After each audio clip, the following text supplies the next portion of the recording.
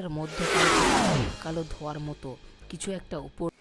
রাত তখন ঠিক 12টা। সোমেন হেঁটে ফিরছেন শ্বশুর বাড়ি থেকে। সামনে তালডাঙ্গার পরিত্যক্ত কবরস্থান। এই পথ দিয়ে রাতে কেউ পথ মাড়ায় না, কিন্তু আজ তার কোনো উপায় নেই। বাড়িতে মায়ের অসুস্থ শরীর, তাকে যেতেই হবে। ঘন জমাট অন্ধকারে আকাশে ঢাকা। তার কানে এলো ভেজা মাটির উপর কিছু একটা টেনে নিয়ে যাওয়ার তীক্ষ্ণ শব্দ। সোমেন বুঝলেন কেউ তাকে অনুসরণ করছে, কিন্তু সেটা যে মানুষের হাঁটার শব্দ নয়, সেটা স্পষ্ট। তিনি দ্রুত হাঁটতে শুরু করলেন, কিন্তু 1 মিনিট হাঁটার পর থমকে গেলেন। তিনি অবাক হয়ে দেখলেন তিনি বারবার সে ভেঙে পড়া লোহার কবরস্থানের গেটটার কাছে ফিরে আসছেন। রাস্তার যেন তাকে একটা অদৃশ্য বৃত্তে বন্দি করে ফেলেছে। তিনি দৌড়ালেন, কিন্তু কোনো লাভ হলো না।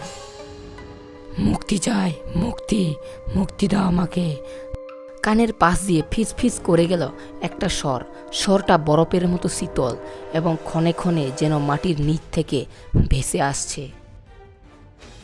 সোমেনের ভয়ে আর চলছিল না। তিনি সম্মোহিত হয়ে দাঁড়িয়ে রইলেন।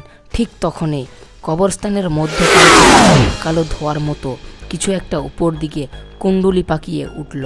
সেটির কেন্দ্রে দুটি জ্বলন্ত লাল বিন্দু, যা তীব্র তৃষ্ণায় সোমেনকে দেখছে।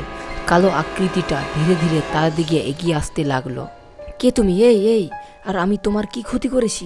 তুমি আমাকে এমনভাবে ভয় দেখাচ্ছ?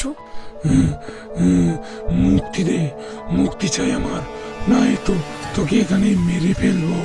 সোমেন অনুভব করলেন তার নিঃশ্বাসও যেন চুরি হয়ে যাচ্ছে। যখন মূর্তিটি একদমের কাছে, ঠিক তখন সেই মুহূর্তে পূর্ব দিগন্তে ফ্যাকাশে ভোরের আলো ফুটে উঠল। আলোর প্রথম রেখা স্পর্শ করা মাত্রই কালো ছায়াটা যেন তীব্র বেগে আর্তনাদ করে উঠল।